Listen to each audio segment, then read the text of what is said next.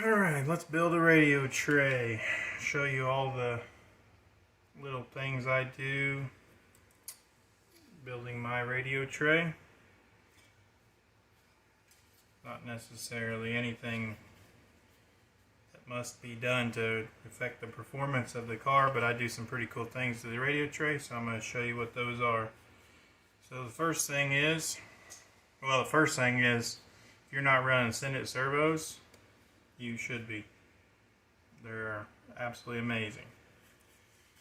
Okay, so you got these two pieces that are basically serve as like a nut to hold the servo screws for the servo.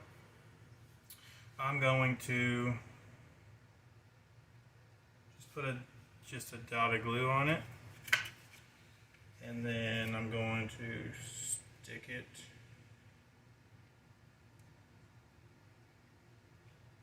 where it needs to be.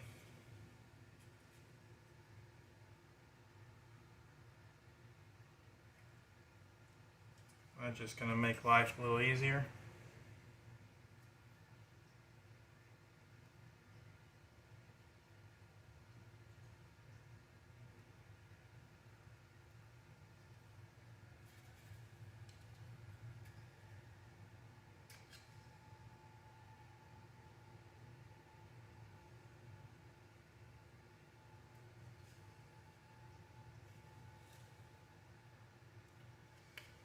Now those nuts are where they're supposed to be there.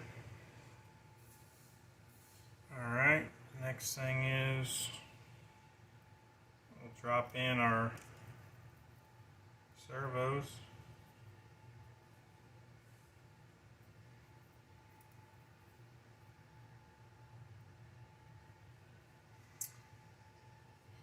I use the Send It HV626 in all of my 8-scale cars. I use it throttle, steering, and everything on all my cars.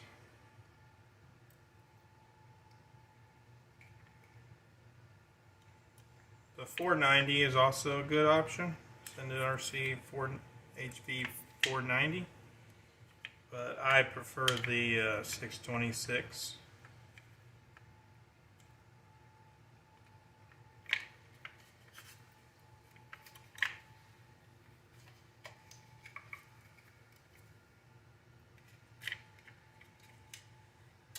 So make sure they get the wire through there with no twisted or bent or anything funky.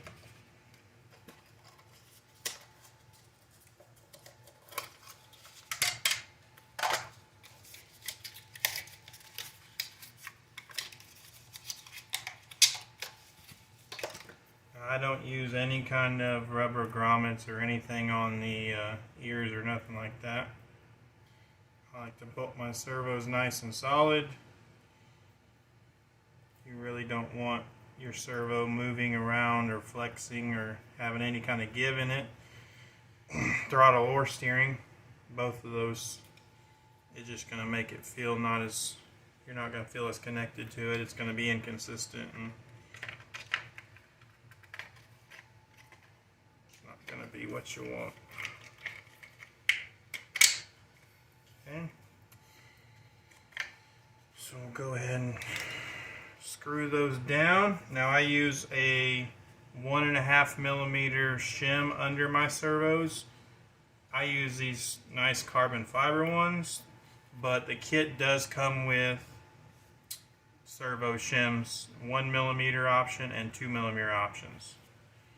You just definitely want to shim it up at least 1 millimeter to give the servo clearance on the chassis, because our chassis is there's no milling under the servo or anything for extra clearance. So basically what you can do is look at the bottom of the servo in conjunction to the bottom of this, and that's the amount of clearance you're going to have from servo to chassis, because there's nothing milled out from the chassis, so that right there is sitting on the chassis, so that's what you're going to have as far as clearance goes.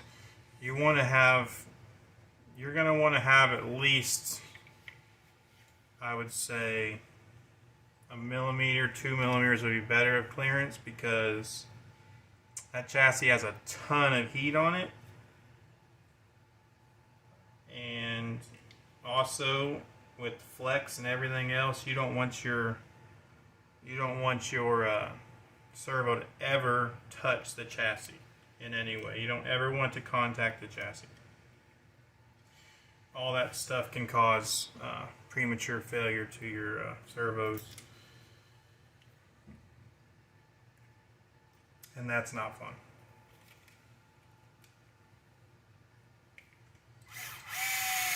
So like I said, the shims that I use are 1.5 millimeter thickness.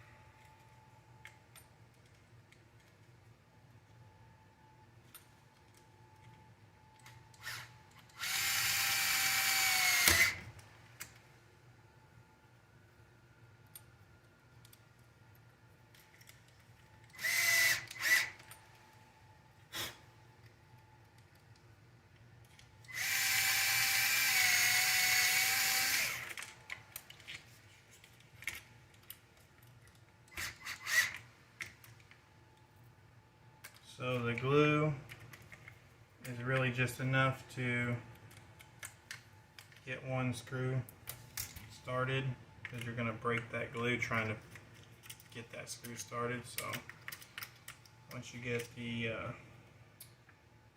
one started, kind of run that one up pretty far, and then just realign the other one.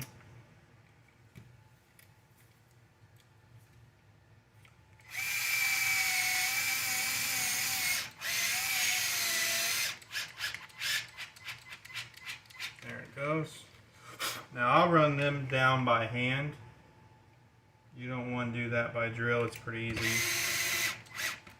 Pretty easy to strip these out. So I'll get them all close, and then I will finish them by hand.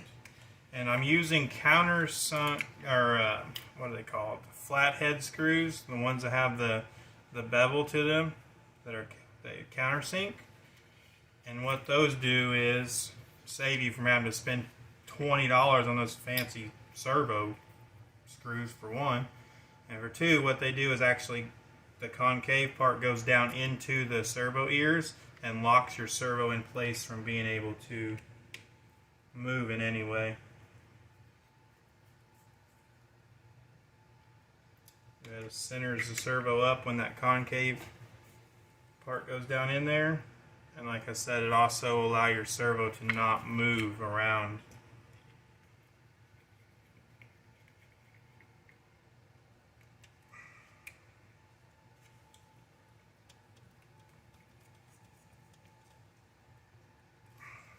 When you tighten the one that has the plastic nut that can move, make sure you hold pressure and tighten your screws as far in as you can. So that steering servo is now secured. I'll do the same thing to the throttle servo.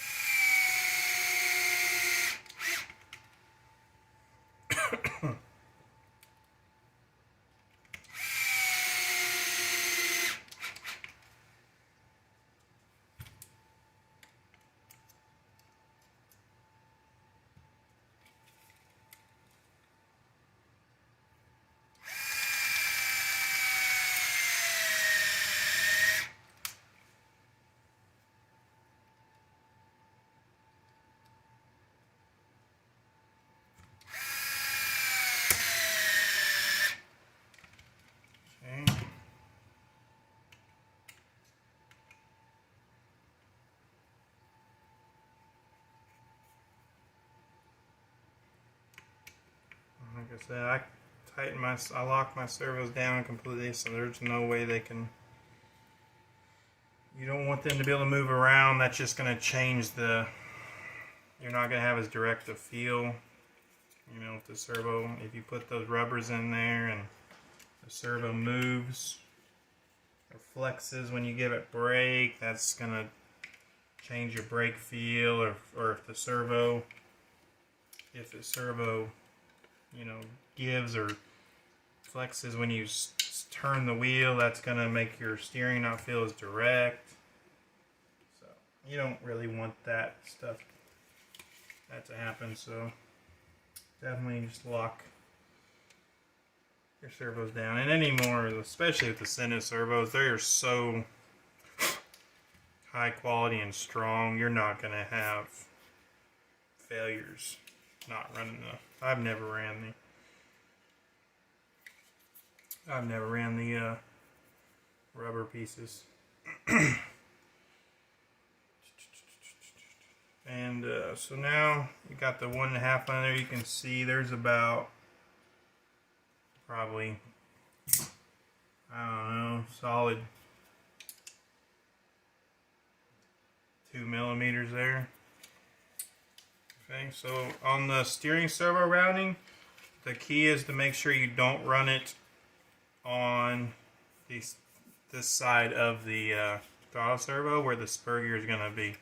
So you want to basically run your wire nice and flat up and down, and then you're going to route it right around the throttle servo. It's a real tight fit, but if you can just squeeze it right in there like that, that'll hold your wire nice and neat. You want to make sure that you get it in that position so that you're not going to have any wires pinched or anything weird like that during a race. So I just squeeze it right down in there beside the servo and the battery tray. It's a super tight fit for sure, but that's what it should look like. Like I said, with your clearance there, you're not, as long as you have it laid right there and your servo mounted right and everything, you're not going to pinch that wire, and there's nothing that can get to that wire, so that thing's going to be perfectly safe. So we'll just wrap these up in here for now.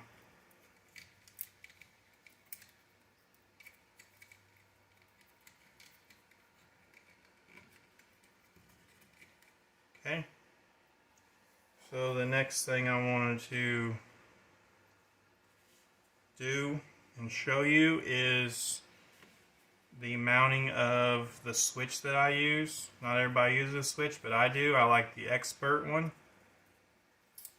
So it doesn't come with the holes already through the box, but it does come with them already shown for you, like where they're gonna be. So it's they make it pretty easy on you just to take and drill right through there and then punch this out. We'll do that now.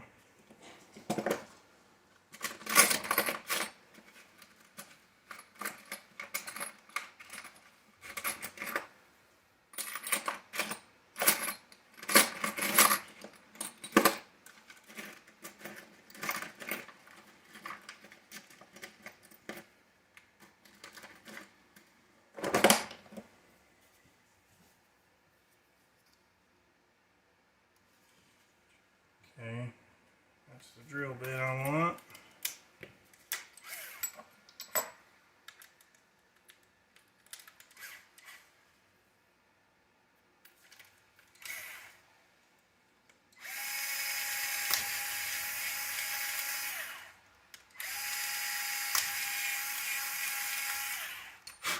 Like I said, they make that pretty easy on you.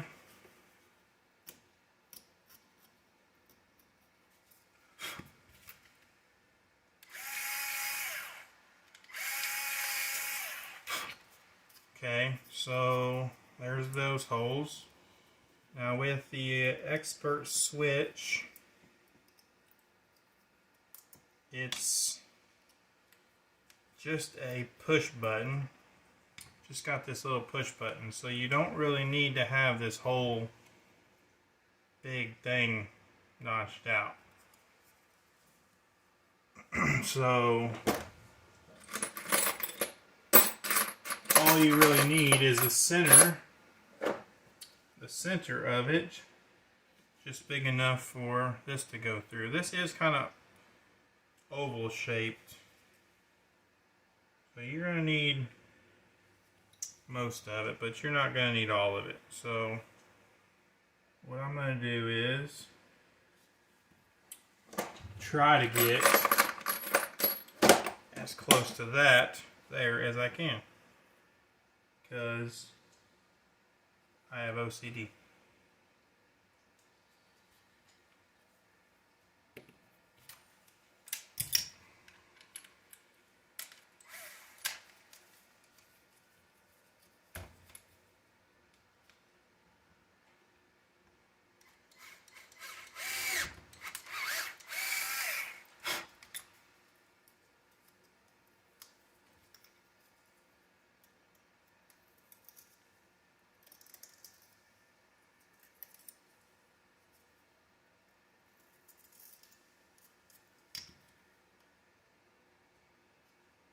So now we just need to get a Dremel bit and extend that out to that kind of shape.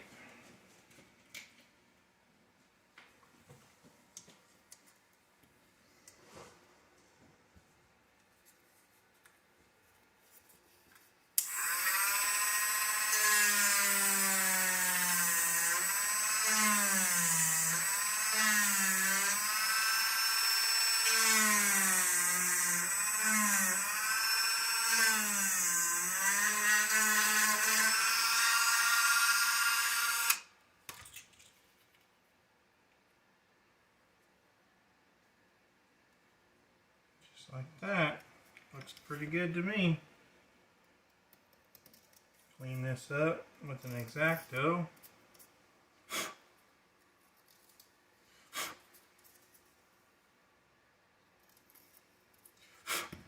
Alright. The next step will be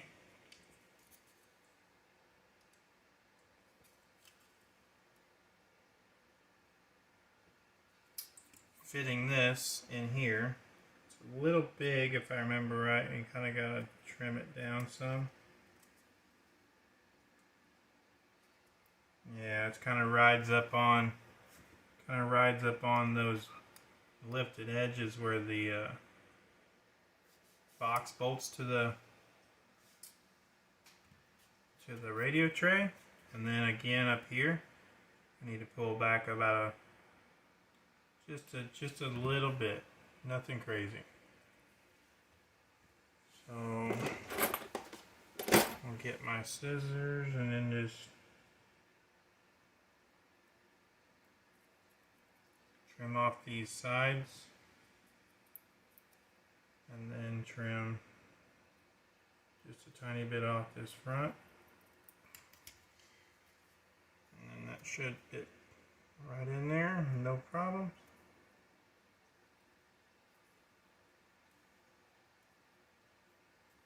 Okay, that's what you want. Nothing holding it up. We're going to restrict it from bolting to the case in any way. Okay, now then, pretty straightforward here.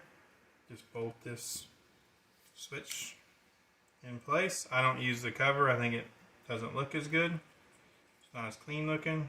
A little tacky in my opinion, so I don't use that.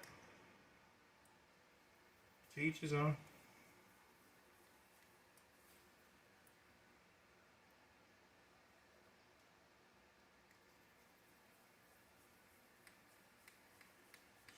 And secure this down nice and tight, and there it is, perfectly mounted Nice, clean.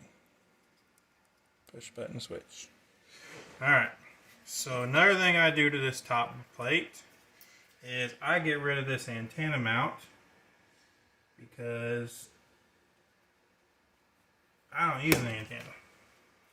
So I get rid of that just for looks. Like I said, I'm picky.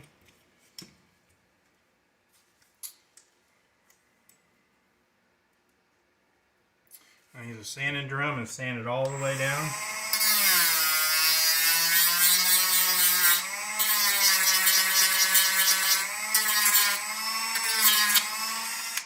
All the way down flush. Yes, there's a small hole there, but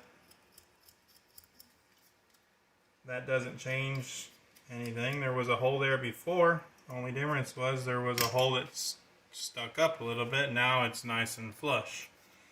Probably put a sticker over it or something. Okay, the next little tip I do to this top plate is I actually remove this back part of this piece so that I can put my plug in there. So all I do for that is take my sanding drum and just sand that out.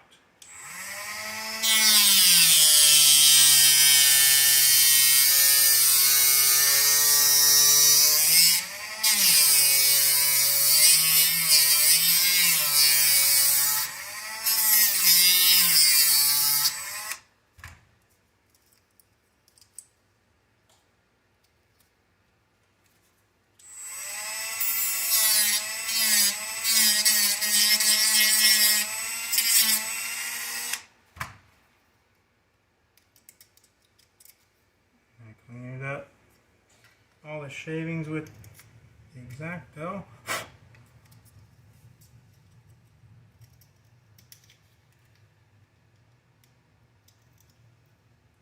You want to try to make sure that you don't leave any sharp edges in here, because this is the inside of your box and there's lots of wires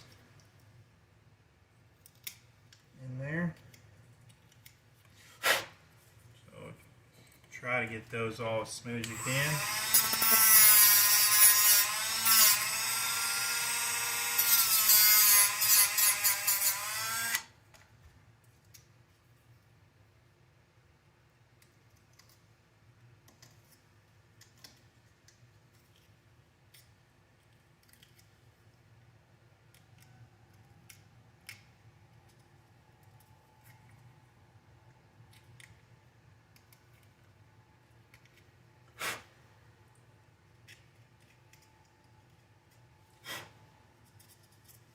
Alright, so when that's done, it'll look like that. Just shave off that back side of that. Then what I'm going to do is I'm going to take the plug portion here. I'm actually going to make this into a loop and get rid of a lot of this extra. If I was real fancy, I would know how to shorten wires like a 10 scaler, but I'm an 8 scale racer, so I don't know how to do that.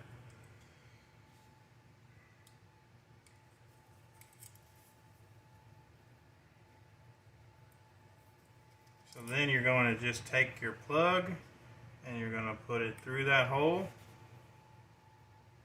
It's going to rest right inside there.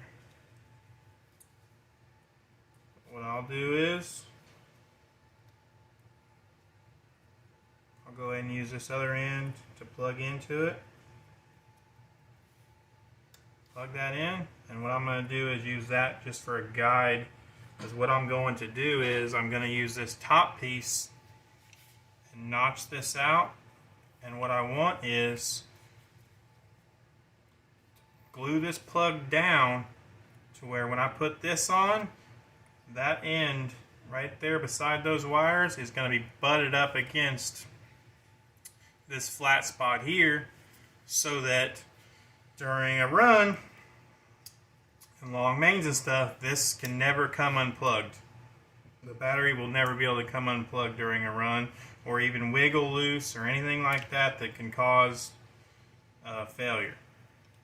So, and it's super clean and neat looking, and it's easy to pull this on and off to unplug your LiPo pack at the end of the day and stuff like that. So this is just the way that I like to do it. So like I said, I'll just use that as a guide instead of my LiPo for ease of use right now. So we'll go ahead and make our little notch. I like to have the wires on that front side. So I'll make the notch for the wires to be able to come through.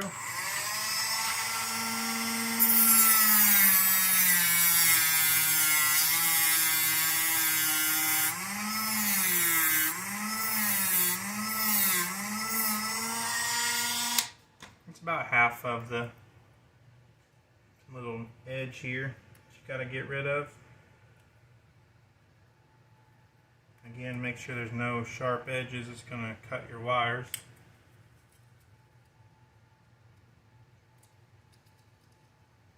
So,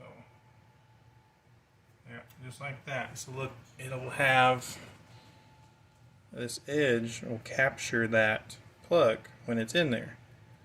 And it'll be screwed down by the two screws there. And you'll be able to remove it and just unplug your battery at any time. So here, I'm going to go ahead and figure out where I need to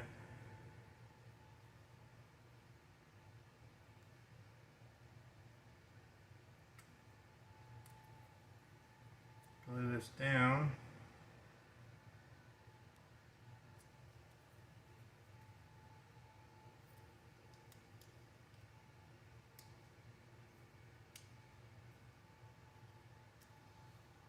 Okay, so I need it about right there. So as simple as it gets, just put a little bit of glue on the plug.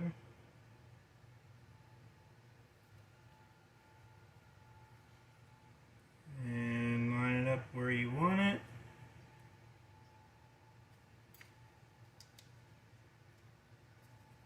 Perfect. And push it down. And like I said, where it'll come through on the other side is where that used to have that little bit on there that we shaved out. The plug will actually ride there now.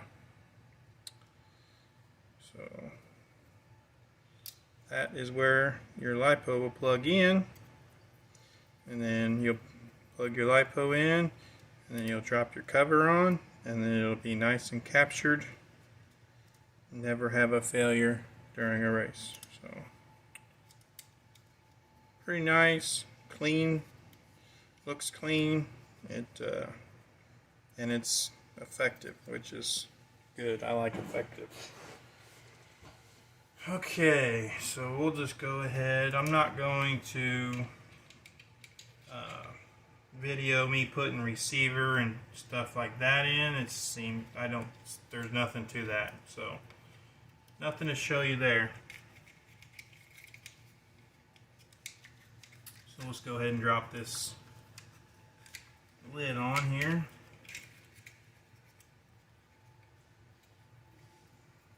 There is an art to getting these wires laid in here just right. There's an art to it. And it's not a fun one. Like I said, I wish I was wire savvy and knew how to shorten wires. It'd be awesome with this car knowing how to do that. Okay, so where the transponder goes, or where I put it, is right down in there in this groove. I like to put a piece of double-sided tape at the very bottom and then squish my transponder down into that.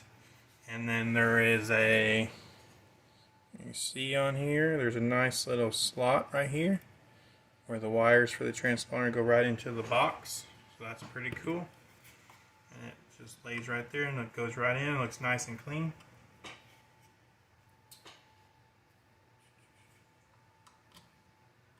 So what I'm going to do is go ahead and bolt the box on. So I actually, for my own personal preference, the kit comes with all these screws the same length, and you can see that the box is way lower here and way raised here, so this screw doesn't really get many threads in there. So I actually swapped that screw out for a longer one. I swapped these two.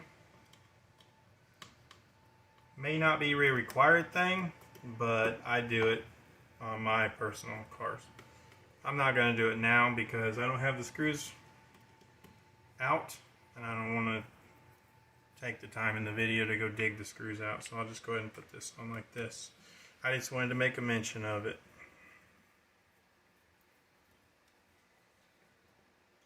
Alright, so that top plate is on. Now then, for the battery.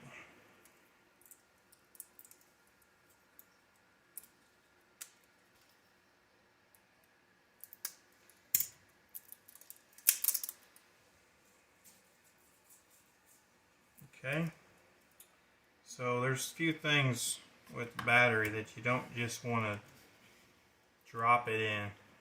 See all that movement? Yeah, you want to get rid of that. You don't want the battery to be able to move inside the box at all. At all. So we're going to get rid of that. What I'm going to use is some foam that I got from RC Body Armor that's actually got adhesive on the back side of it. So it's real nice to be able to line the box and just stick it right on there. This is the thinnest one that he has. It's like 1/16 thickness, I think it is. So the first one I'm going to put is right on the front.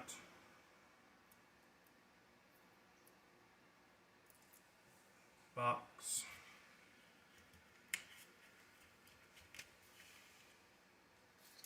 Excuse me.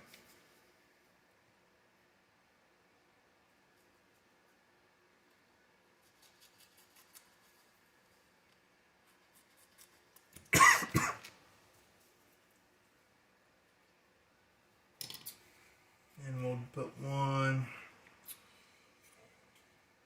on the back side.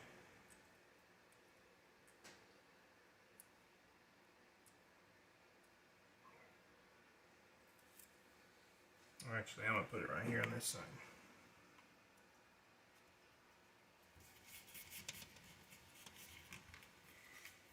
I'll check that.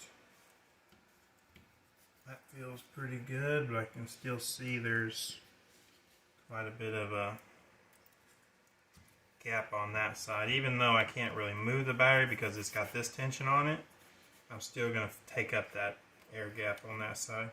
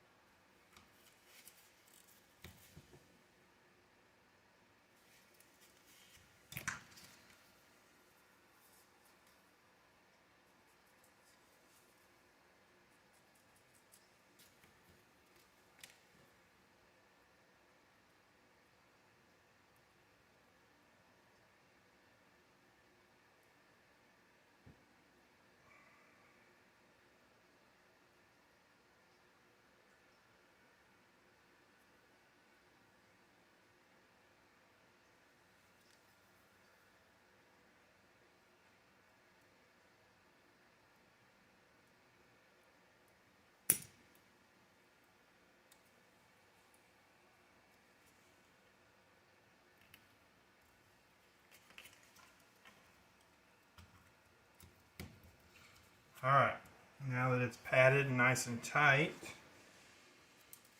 we will actually need to cut a little groove for the balance cord. The balance cord needs to have a little slot so that it can hang out. I use that for my charging.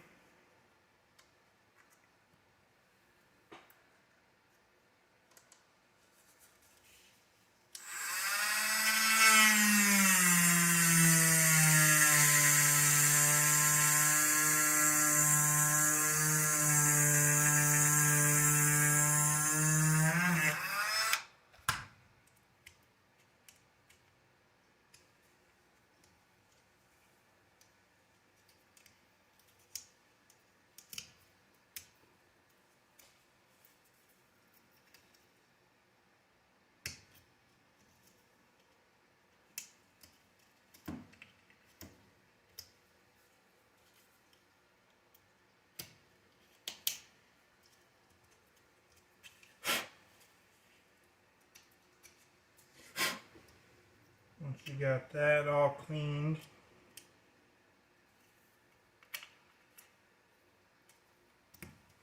I just put a nice groove, probably can't see that, nice groove right there for my balance port. Once you got that cleaned, it's pretty simple just to drop your battery in.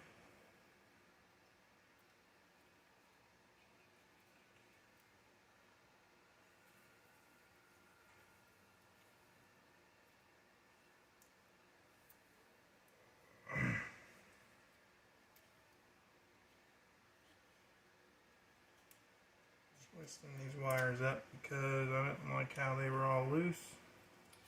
And then drop this down through the slot. And then lay your balance port wires right above that and right out the groove that you made for them.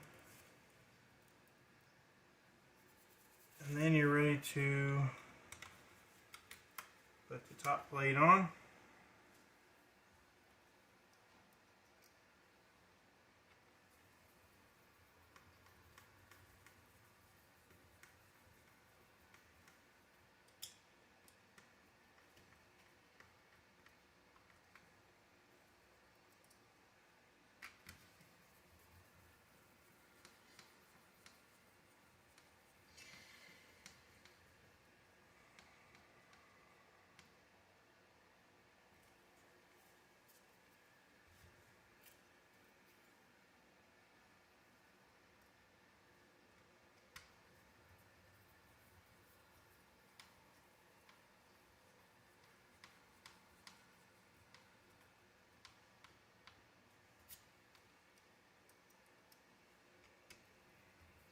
Now I've tried to put some of this really thin foam underneath the battery and it's just not, there's not really room.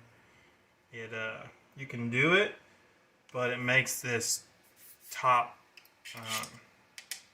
plate kind of bulged up because it's kind of pushing up on that. So there's just really not enough room for it. So, alright, so then the battery wire, I just run it up through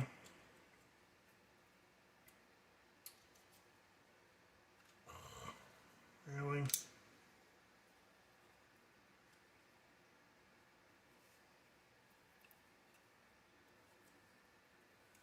up through that last slot and right into the plug. And then you have power.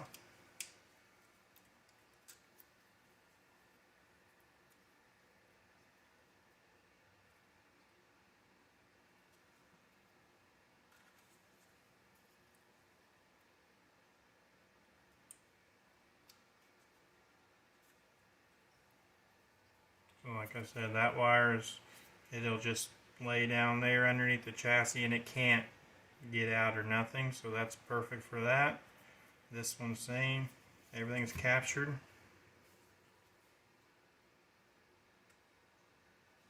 And then like I said, this will just lay on top of there, and then you screw, put those screws in there, and your battery wire is 100% captured and can't have any failure.